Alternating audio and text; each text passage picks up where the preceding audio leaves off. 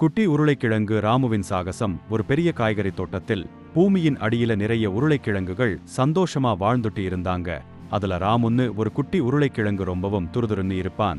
ஐயோ, எனக்கு இங்க ரொம்ப போர் அடிக்குதே, மேல என்ன நடக்குதுன்னு பார்க்கணும் போல இருக்கே. ராமு எப்பவும் மேல இருக்கிற உலகத்தை பத்தி யோசிச்சுட்டே இருப்பான். மத்த உருளைக்கிழங்குகள் எல்லாம் நிம்மதியா தூங்கிட்டு இருக்கும்போது ராமு மட்டும் எப்படியாவது மேல போகணும்னு ஆசைப்பட்டான். அவனோட சின்ன முயற்சிக்கு பலன் கிடைச்சது. ஒரு வழியா அவன் பூமிக்கு மேல தன்னோட குட்டி தலையை நீட்டினான். வாவ், எவ்வளவு வெளிச்சம், எவ்வளவு பச்சை பசேல்னு இருக்கு.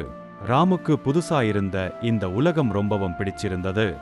அங்கே ஒரு அழகான வண்ணத்து பூச்சி பறந்துகிட்டு இருந்துச்சு. ஹலோ குட்டி உருளைக்கிழங்கு, நீ இங்க என்ன பண்ணிட்டு இருக்கே? ஹலோ வண்ணத்து பூச்சி, நான் ராமு. எனக்கு பூமிக்கு மேல என்ன இருக்குன்னு பார்க்க ரொம்ப ஆசையா இருந்துச்சு, அதான் வந்தேன். வண்ணத்து பூச்சி சிரிச்சது. அது ராமுவுக்கு தோட்டத்தை சுற்றி காமிச்சது. ராமு புது புது பூக்களை பார்த்தான், சின்ன சின்ன புழுக்களை பார்த்தான். அவனுக்கு ரொம்ப சந்தோஷமாயிருந்தது. ஆனா சூரியன் மறைய ஆரம்பிச்சதும் ராமுவுக்கு பயம் வந்துடுச்சு. பூமிக்கு அடியிலதான் அவனுக்கு பாதுகாப்பா இருந்துச்சுடோட். வண்ணத்து பூச்சி, எனக்கு இப்ப கொஞ்சம் பயமாயிருக்கு. நான் மறுபடியும் பூமிக்குள்ளேயே போகணும். சரி ராமு, நீ பத்திரமா போயிட்டு வா. நாளைக்கு மறுபடியும் நாம சந்திக்கலாம் டோட். ராமு மறுபடியும் மெதுவா பூமிக்குள்ளே போனான்.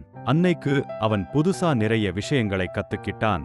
இனிமே அவன் அடிக்கடி பூமிக்கு மேல வந்து புது உலகத்தை பார்க்கணும்னு முடிவு பண்ணினான் டோட். இப்படித்தான் குட்டி உருளைக்கிழங்கு ராமு தன்னோட சாகச பயணத்தை ஆரம்பிச்சான்.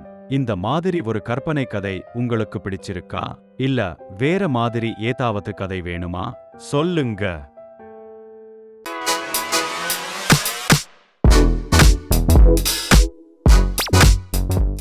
Copy with Copy Tamil, like and share. Subscribe to our channel.